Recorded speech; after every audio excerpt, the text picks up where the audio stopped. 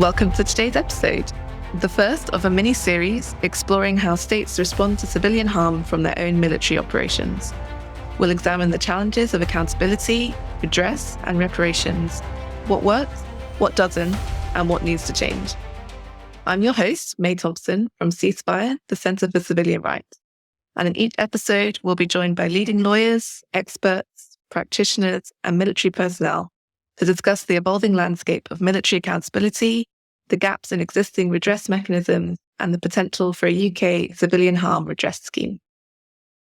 This mini-series is part of a joint project by Queen's University Belfast, University College London, and Ceasefire, aimed at advancing legislative amendments that will provide reparations for civilians harmed by the UK's involvement in warfare.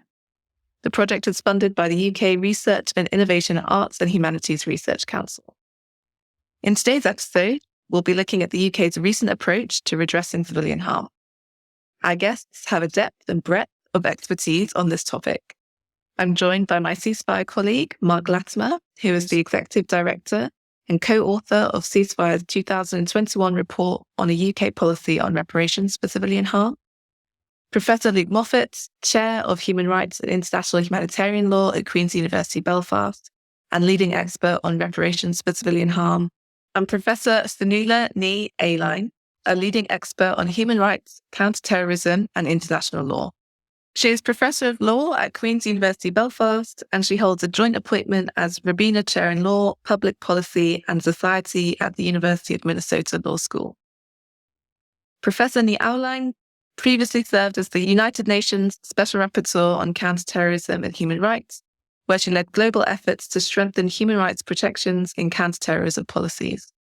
Her extensive work has shaped international legal frameworks on conflict, gender justice, and reparations for victims of conflict and human rights abuses. It's a pleasure to welcome all of you to the podcast. Perhaps to kick us off, I could ask each of you how you would define civilian harm. What is it that we're talking about here? And I'll start with you, Fanila. I think civilian harm, I will echo the words of former Defence Secretary Lloyd Austin. Civilian harm is a strategic and moral imperative. It comes from the most fundamental rule of the laws of war, which is that we hold a distinction between combatants and civilians, and that distinction is entirely essential to mitigate the egregious harms that war causes to civilians, and increasingly the reality that civilians are the target of harm in war, not its lateral and unintended consequence. So just to pick up on that, I think in the IHL instruments and the Geneva Conventions, you have these summarized references essentially to civilian death, civilian injury, and damage to civilian objects. But it's important to understand that civilian harm goes a lot more widely than that, including what we now tend to refer to as reverberating civilian harm. So in the first instance, that might include really direct harm from military operations, like displacement of communities, displacement of populations. It may also involve damage to infrastructure, whether that's transport infrastructure, but also key services like hospitals, medical centers. And from that, you get this concept of reverberating damage. Anything from lack of access to particular services through to maybe the spread of infectious diseases. And then there's the whole aspect of mental harm, of trauma and population-based trauma. So civilian harm both involves the things that we think of immediately from a kinetic attack, but also this concept of wide-out and reverberating harm. Yeah, I would just add to that, there has been increasing attention to this issue. In November 2022 in Dublin, 81 states signed up to the political declaration on protecting civilians, particularly in relation to the use of explosive weapons in urban areas, populated zones. And there are, like many things that Evelyn and Mark have said, were highlighted, such as like psychological harm and also the knock-on effects of bombing a city and the long-term harm that causes over time and not just instantly.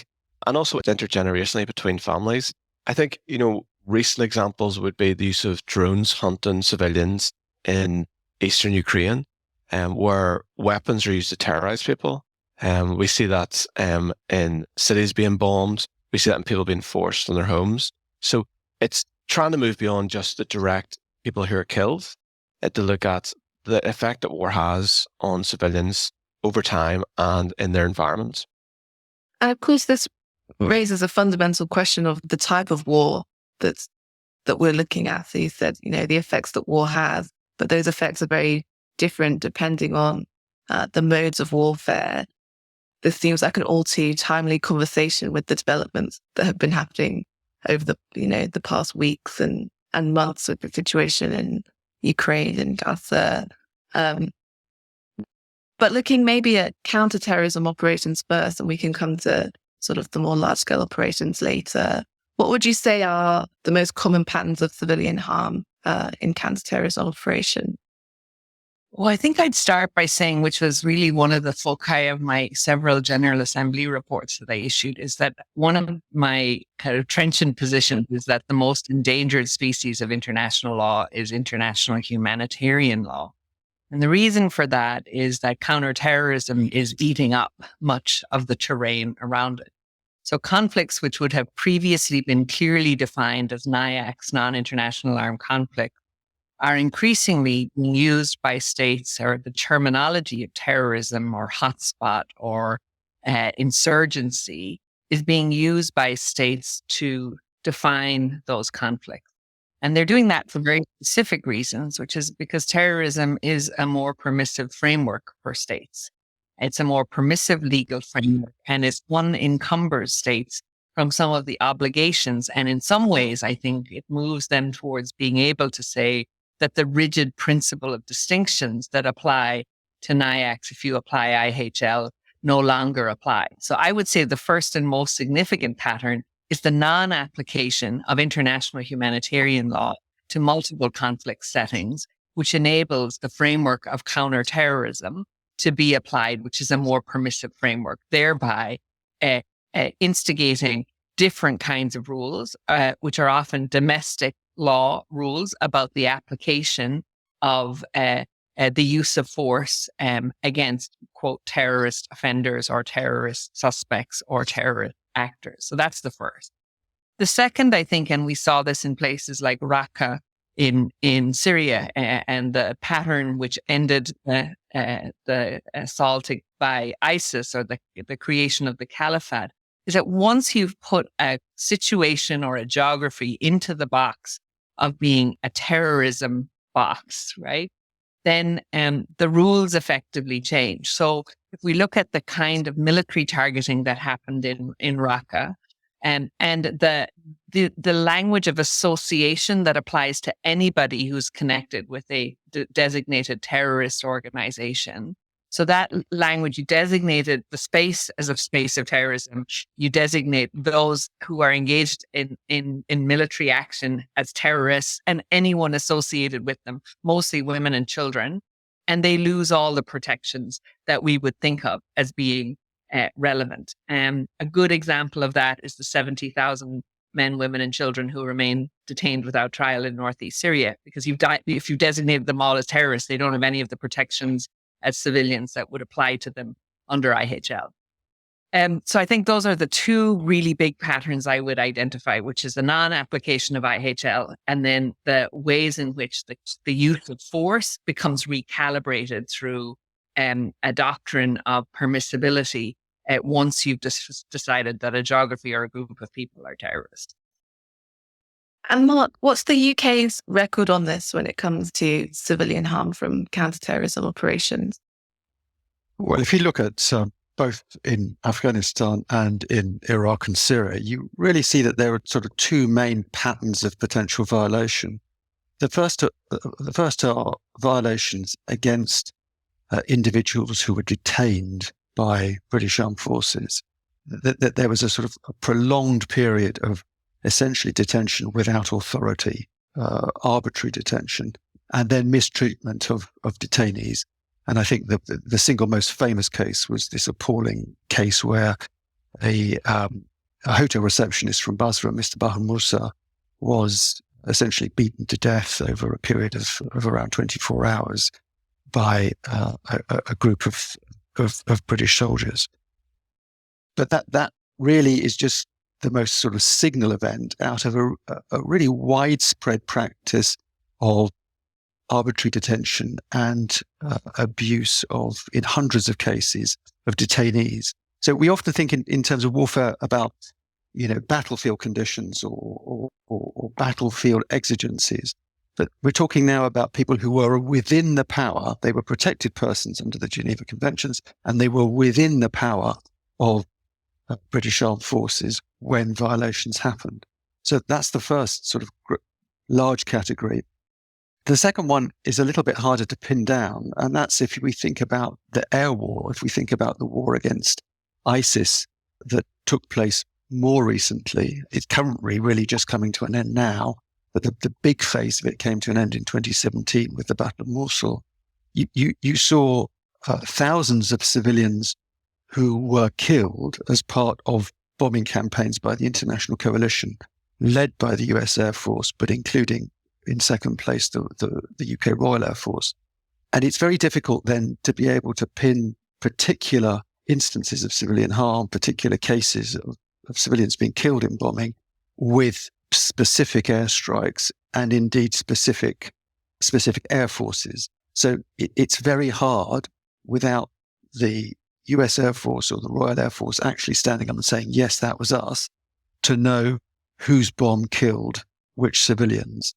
And that really gives a challenge to accountability, because the coalition itself doesn't even have a legal personality. You have to sort of try and identify which state was behind a particular bombing, and then all the questions about whether this was excessive, the civilian harm was excessive in relation to the anticipated military advantage.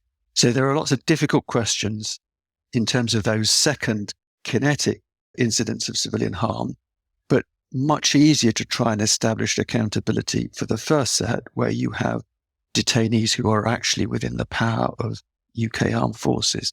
And we did see quite significant accountability for those, including, of course, in the leading case concerning Iraq, not just the Baha Musa case, which finally went to the European Court of Human Rights in Al-Sqaini, but also before the High Court of England and Wales in Al-Saran, where you had specimen cases of Iraqis in detention who won compensation for illegal detention and ill treatment. And that led to a series of hundreds of further agreed compensation claims. So, one thing I think is a big element to maybe both these sort of conversations is that this notion of remoteness, that violence is very much kept away from the public, and those who can be politically held accountable, the militaries, our own militaries. And in a sense, also, it's remote for those using drones who are carrying out strikes against civilians, such as the war on terror, and also for the victims on the ground, that bringing these claims in UK or US courts it's an impossibility for them to legally bring those claims. And the second thing I think is also this notion of what Phil was speaking about, this reduction of the law. Sort of like we no longer talk about lawfare. It's more about how war has been waged in a way that law is gamed. It's used in a way in order to be permissive. And I think this is only going to increase. We're moving from a situation of no longer attacking terrorist groups, but large-scale military operations where you have potentially superpowers, or at least their close allies, fighting large pitched battles. If we look at Ukraine, they're producing hundreds of thousands of drones every month, and they're looking to do production of over 1 million a month. And so everything is becoming so removed from a human connection that everything is being put in a distance, being more remote.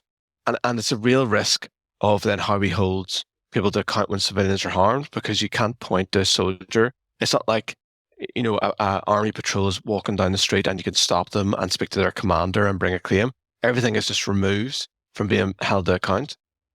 At the same time, it's not all negative. A big emphasis in the past 10 years has been the use of open source information, where civil society groups and people on the ground using social media, using their phones, using satellite imagery, are trying to document civilian harm and put together that picture. The difficulty is how close and at what risk these civilians are putting themselves in reporting and documenting these harms. And these are big issues if you want to think about legal accountability later on, because where's the evidence? If you look at Ukraine, it's got a registered damage sent up by the Council of Europe. There's potentially 14 million claims that are going to be established. But how do we evidence that? How do civilians who've lost their homes, lost their loved ones, prove that when they've lost all their documentation and they still can't get access to their homes to sort of prove they've suffered harm? And so I was talking to members of the Ukrainian Supreme Court, and they have tried to change the law in order to allow claims against Russia. And in terms of international law, it goes against core principles about sovereign immunity. But it's because emotionally, as human beings, they want to have a place of redress for civilians, where the Russian government is unwilling to recognize civilian harm and is continuing that harm. So I think this is the challenge of trying to talk about civilian harm, is that states are either justifying it or ignoring it or invisibilizing it or making it so remote that it doesn't matter. And at the same time, for civilians, it's just an uphill struggle to be able to show that it matters and it's worth dealing with within the court system or politically. Yeah, and I think one thing that's very noticeable, if you think about today's conflicts, including those in Ukraine and in Gaza, the way in which civilians aren't really allowed anymore to be civilians, that someone's always asking the question, whose side are they on? With the implication that somehow they are less deserving or we should treat them with suspicion. And it seems to me to go directly back to the thing that Fionnuala was talking about in the so-called war on terror, where the fundamental distinction in international humanitarian law between the civilian and the combatant, or the civilian and the fighter, has in some way that, started to be fudged or was shifted aside by these categories imported from the counterterrorism paradigm, where it's all about whether or not the person is a terrorist or a freedom fighter, or whether or not the person is part of a political party or part of a group that we don't agree with. And I think we've now seen that in a way institutionalized certainly across many areas of public opinion or social media. And the danger is that then becomes something which is accepted or infect the legal context. We need to defend this notion that really, if you are not a combatant or a fighter, you are a civilian and you merit protection under IHL. I was going to say, I think we're stuck with a number of and they're not, I don't think they're short-term trends. They're long-term trends. First is the interface between technology, new technologies, and warfare. And so the brief window that existed, I would say, in the early 2000s to regulate drone warfare as a new category of weapon was essentially missed because states did not want to lose the opportunity of access to that weapon. And the states who had it didn't want it regulated, and the states who didn't have it wanted the potential that they would get it, which is kind of where we are. And we're also in the space where non-state armed groups have access to those weapons as well. So I think one of the challenges we face is the proliferation of new forms of technology, which have a direct impact on civilian casualties or potential, which exist without regulation in the global legal arena. And so that's a huge regulatory challenge with direct implications for civilians. And the second, I think I would say, and I think this is really challenging, is that the history is non-compensation for civilians, right? In fact, doctrines of state responsibility have generally invisibilized individuals and really focused on state responsibility, which then subcontracts to groups of people who can be compensated. And we don't do that very well. It's the best model we have, and I think we need to do it better. I'm less convinced, I have to say, that, and I'm not sure it's possible to get individual recognition and remedy for every victim who's a victim in armed conflict. But I think we have to do better in terms of operationalizing doctrines of state responsibility and being better at identifying responsibility of non-state armed groups. And often those groups have significant resources also, and we're not very good at identifying how to actually extract those resources for the purposes of compensation. And the third thing I'd say maybe as a trend line is I think this question of Mark's point about the loss of status. Part of the challenge here is that the law of war itself has evolved, right? So once we moved to this notion of direct participation in hostilities or continuous combat function, we've already, in some sense, weakened the sort of core distinction between civilian and combatant. And I think the challenge in a state-based system is that it is states who wanted those modifications. It was really the sense by states as a majority that the black and white distinction between combatant and civilian wasn't working for them, right? It wasn't working in the new forms of non-international armed conflict in particular. But I also think, given that reality, given the sort of modification of the core category, we have to be better at thinking through what it means to carve out civilian protection in both of those existing categories, because I don't think they're going away. Direct participation isn't going away. Continuous combat function isn't going away. And so I think we have to be better and sharper at thinking about how we actually optimize those categories for protection. And maybe it's also, I mean, I'm a feminist scholar, and I think one of the things that has always struck me about this category of, even in its sort of earliest form of distinction, is that there's a particular group that's disadvantaged by the civilian category, and that's men. Because one of we think about gender as being about women, but actually in the context of civilian protection, men are the most vulnerable category, men and boys. And in many geographies, your sex and your age make you a de facto combatant. And I, in my work as UN Special Rapporteur, saw that particularly for teenage boys, but also for civilian men. Civilian men as a category actually are presumed combatant by virtue of their gender. So I think we have actually quite a bit of work to do, even within the existing category, to understand how what appears to be a neutral category, civilian protection, often actually works because of culture and gender ideologies about who can be a combatant. First, that we don't ever see women as combatants. And in fact, that's just not true. We have plenty of women combatants in lots of places. But we also tend to see men as not vulnerable in armed conflict. And I think there's an enormous shift we have to do actually to protect civilian men and boys in situations of armed conflict, because they're not presumed to be civilian at all in many places. And I would just add, and connecting to that point about technology, is, there's allegations that the AI decision support system, the AI that the Israeli Defense Forces were using, the one called Lavender, that it was allowing target speed at like 1,000 targets a day, up from 50 in a whole year. And the human operator who was then ordering the release of weapons, their decision was not based on, is this person a civilian, is this direct participation in hostilities, but it was, are they a male or female? And if they were male, then it was authorizing the strike. So these are continuing issues. So they are. I think, bring it back to, and tying to a lot of issues we're talking about is, we're talking about, and we recognize that, civilians are harmed, and those who fall outside this category it's a narrowing frame of what we mean by civilian and civilian protection. But what do we do? What do we do with the knowledge of, we know what harm's caused. We know that people get killed who are not fighting.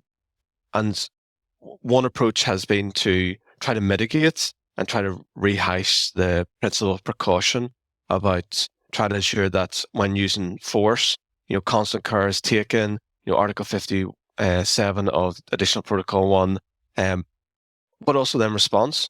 Phil, you mentioned that there's effectively, there isn't a right for individual civilians to claim compensation. It's states. States often waive that right. So, next year and the year after, the ICRC is looking to reinvigorate the Geneva Conventions. Is this one of the issues that we look to? And, do we need to better protect civilians? Do we need to better prevent harm that caused to them, or better respond when harm occurs? Do we allow violence to still occur in war and just try to remedy it, or do we try to get upstream of the violence? It's not directed at anybody.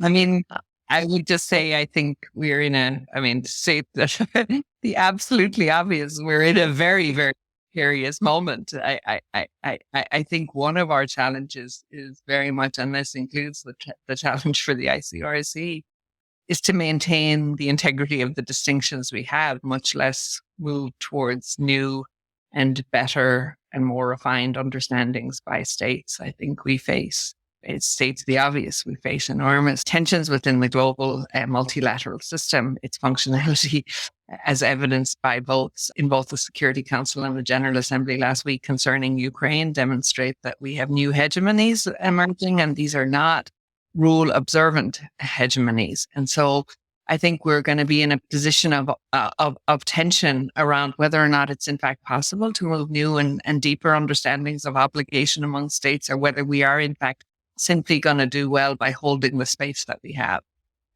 So I think it's an extremely difficult moment. Particularly, I would just say for the ICRC, what we most need is states to fund the ICRC. We have an organization which is the guardian of the conventions in a financial crisis, unable to do the core work it does, much less do more. So all of this speaks to, I think, the challenge of deeper work, as well as trying to do maintenance work on the existing rules framework, even though many of them seem inadequate to the moment of conflicts that we're facing globally. And just this week, in terms of context, Trump, in his executive order, sacked effectively everybody who's working within the Department of Defense, like 166 civilians working on civilian protection and harm mitigation, something which the Biden administration had really promoted, and it had been a cross-party issue within Congress. A lot of veterans involved in better trying to protect civilians, given their experience in Iraq and Afghanistan. So it's a step back to, in US policy. At the same time this week, states are negotiating the sixth protocol of the conventional weapons around lethal autonomous weapons. And there again, there's unlikely to be consensus before the deadline of next year. So in terms of moving things forward, we're taking about 2 steps back. And it's the political reality and not just the law that we would like that we're living with. I don't want to interrupt the general mood of pessimism that seems to raise from the podcast. But I think it's worth saying, picking up a few potentially positive strands. And I just wanted to respond to something that Luke said about, the difficulty of civilians claiming compensation under the Geneva Conventions or under international humanitarian law. The actual record of the United Kingdom is not as bad as sometimes we think it might be. Over the course of the 20 years of wars in Iraq and Afghanistan, the UK has paid out something like £32 million in compensation in over 6,600 cases of civilian harm. Now, it's hugely ad hoc. Thousands of people who were harmed never got any compensation at all. In other cases, it was derisory amounts. But what we do see is a practice of paying compensation, and that's both for responsibilities under international human rights law, but also for violations of the laws of armed conflict that are established in tort in the UK. So I think it is possible. The question is, should it be more regularized? Should there be some attempt at saying we should make this system fairer and also more accessible to civilians? Because the situation at the moment is actually that probably the Ministry of Defence spends more money, several times more money, defending claims and establishing public inquiries than it actually does in paying compensation to the civilians who've been harmed. I think that's a really well noted point. And I actually do think it's important to recognize, like Mark, I would say, recognizing the positive work of states is often the inducement for them to do better work. So I think certainly my experience of working in the UN system is that there's lots to say about what states are not doing, but carrots and sticks are better than just sticks, and telling states and acknowledging where state practice is moving in a good direction, or where states are practicing some of what they preach in a way that is positive, particularly in relation to harm, I think is really good. One issue I would raise, and I think it relates to some work that I'm doing on a separate project to yours, which is about how do we think about and conceptualize civilian harm. And a project based out of the University of Essex that I'm a part of has been looking at this question of harm versus cumulative harm, right? And so one of the challenges of compensation is that the model that we currently have is a model that's really quite singular. It's, can you demonstrate that this particular thing happened on this particular day or days? Whereas often, actually, as we all know, that the experience of conflict for civilians is continuous, meaning particularly for a conflict like Ukraine, a civilian will actually have experienced multiple harms at different points in the conflict. That might include direct harm to their home or person. It could include displacement. It could include separation of a child from its parent. It could include detention. It could include multiple layers of harm that are both direct physical harm and structural harm in the plural. And so one really big conceptual and practical challenge I think we're addressing in this work is to think about cumulative civilian harm as essential to understand what's an appropriate remedy, moving us understanding that civilian experience is continuous through it. And particularly in long-term conflicts, civilians are not often targeted once. They're targeted in multiple and sustained and intersectional ways.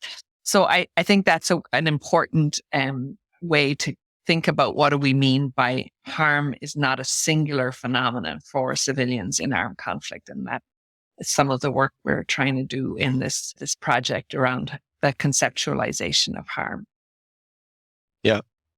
From the experience of the ICC, its first cases were in Eastern Congo, the Ituri region, and its first compensation award was in a massacre site in a place called Barlogno, where about 300 civilians were killed, and there was a bit of outcry that on this one day these were the only civilians in this one place, but there was hundreds of massacres that they were benefiting as victims and getting compensation because they were seen to come from being supporters of one side of the community, the Hema.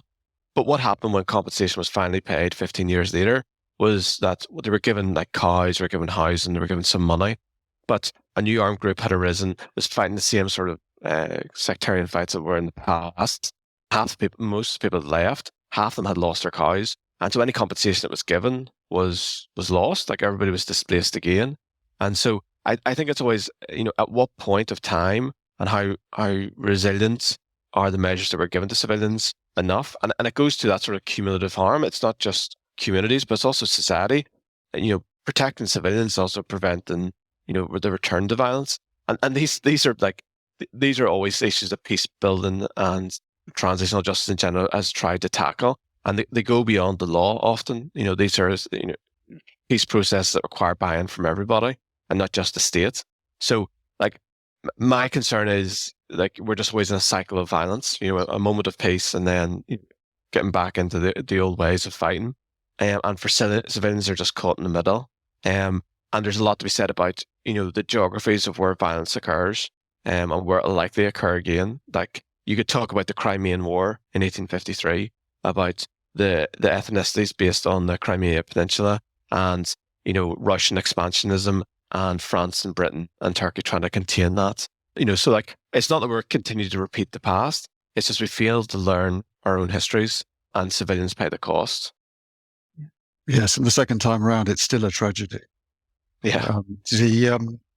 But that point about prolonged conflict and the cumulative effect of conflict, I think it's also worth adding. I think that's where we do need to pay a special attention to the rights of women in conflict, because although it might be the case that in attacks it is predominantly men and boys who may be targeted, I think when you're thinking about the long-term cumulative effect of societal breakdown, of violence in society, then you actually see a sort of hidden epidemic of violence against women. At Ceasefire, we published a report last year on family-based violence or domestic violence against women in Iraq. And what you really see is an epidemic of violence that has come from decades of conflict. And it's violence by men against women predominantly, but it's by men who have themselves been violent, who have been the victims of violence, who have been affected by the impunity that exists around violence in general. And all of these factors come together to mean that the predominance of gender-based violence goes up, that women become more at risk of violence in such societies. And it's really important that we start to think about those cumulative harms as well as just, the firing of a rifle or the dropping of a bomb. Yeah. I would agree, Mark. I think that recognition of the kind of vulnerabilities and intersectionalities of violence for women is really important. And thankfully, I think if we look back to the old Geneva Convention's reflection of the potential for harm for women was actually a very stultified one. It generally focused on, the line actually through the Geneva and Hague regulations were always women's honor. So the language of honor and coded sort of patriarchies, if you want, in the conventions, I think have required an enormous amount of work often by feminist actors and women on the ground articulating what the harms that were experiencing were. My only concern, and I say this as a feminist scholar, is that much of the discourse around women in armed conflict has been dominated by penetrative sexual violence as the primary harm that women experience. And that's really important. I'm being really clear. I'm not saying we shouldn't be focused on that violence, and certainly the women, peace and security agenda. That's been the sort of fulcrum of that agenda. But the result of it, I think, has been that we've paid much less attention to the other harms that women experience in armed conflict. And I have been particularly concerned with obstetric, maternal, gynecological, reproductive harms for women in armed conflict. Gaza is a really good example of that, actually, with the number of women giving birth intense, the lack of access to basic obstetric medicine, and the vulnerabilities of children postpartum and women postpartum is just simply not part of the global conversation of harm in Gaza. It's been really actually quite ignored. So I think it is really important that we address women as a category, but I think that we also have to be both. And there's been a way in which states have, quote, sort of embraced talking about sexual violence. That doesn't mean they're actually fixing it or doing enough about it, but they've done it at the expense of the totality of gender-based harm that women experience in armed conflict in a way that I think sort of evacuates out everything but the sexual woman in the visibility of frames. So it's one of the places where I think a focus on civilian harm as a broad category could actually help remedy that narrowness that I think we've seen dominate state thinking over the last 2 decades. I absolutely agree. As you were speaking, Nuala, we were all nodding our heads violently.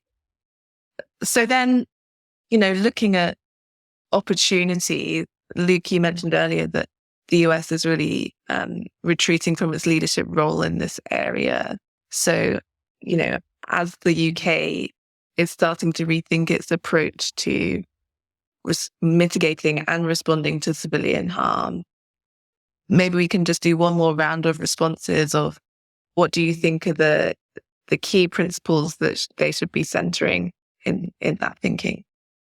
I think, and this connects to Nuala's point there, was that when we're talking about civilian harm, we, particularly, I guess women, the response is punishment. It's about retributive.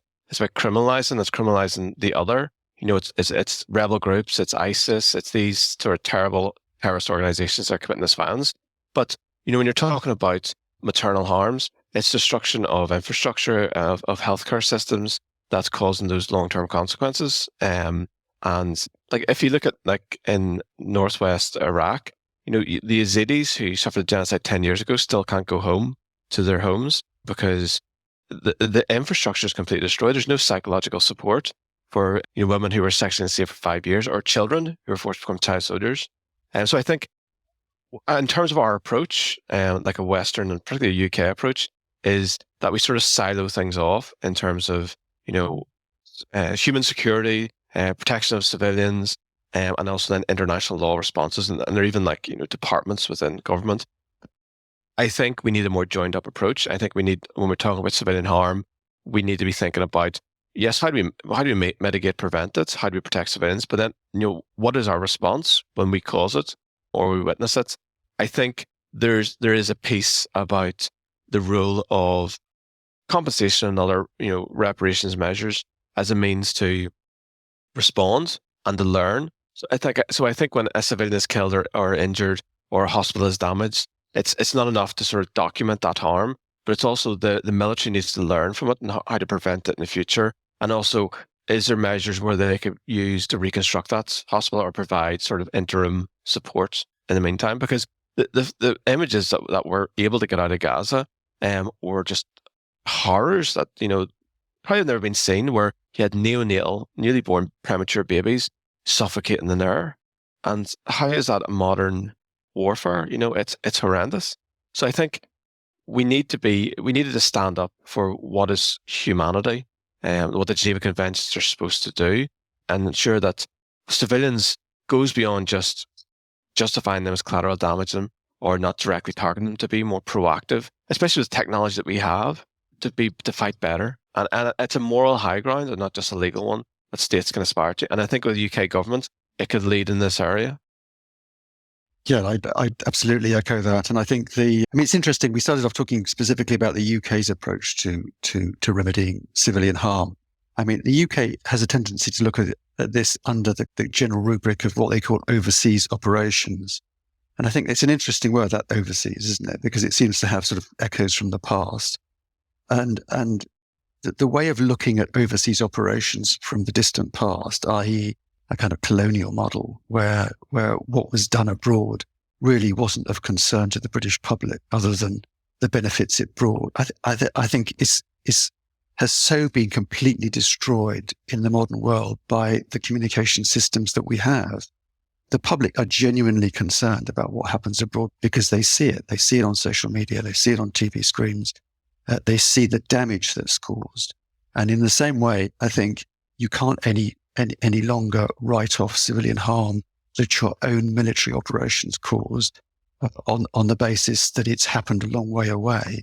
I mean, these things come home, and it seems to me that they need to be accounted for, and that civilians are not any longer just going to roll over and be forgotten about. Their cases, their experiences are going to be brought home to the UK, and any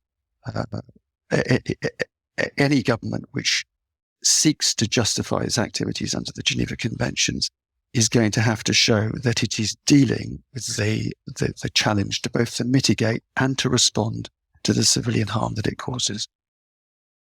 Yeah, I think there's an enormous opportunity for the United Kingdom to be a leader at this moment. As Luke rightly said, we've seen what appears to be the abandonment currently of the United States of its instructions on civilian harm mitigation and response. It's likely that part, the National Defense Authorization Act, is going to be taken out. We're seeing expertise, that center of excellence, essentially being lost. And it's not just, I think, one of the things that drove the recognition of that work within the US government was really a strategic recognition that it was fundamental for the US's own security interests. I don't think the US was pursuing this just because it was a good thing to do. It was a good thing to do because it was fundamental to the kind of leadership the United States at that time wanted to exercise, and because it saw that work as safeguarding its own long-term military and strategic interests. And I think there's a way in which the United Kingdom is really extraordinarily well placed to take up that mantle. It's already taken up several leadership mantles, as evidenced by the response of the United Kingdom to the situation of Ukraine and the sort of, I think, imagination capture, but also the practical steps that the government is willing to take to address the security of Europe and the security of Ukraine. And so I think it's a moment of extraordinary opportunity and leadership for the United Kingdom in the area of civilian protection. Because not just because it's the right thing to do, but because it's the long-term strategic and militarily wise thing to do. And so actually that's really where I'd like to end. What I'm hearing is that we need a feminist, decolonial, transformative approach to redress. How we get there is another matter, and I'm sure we'll be exploring that in the rest of this mini-series. I wanted to thank you so much for your time again. Vanula, Mark, and Luke, it's been a really interesting conversation. And thank you for listening. See you next time.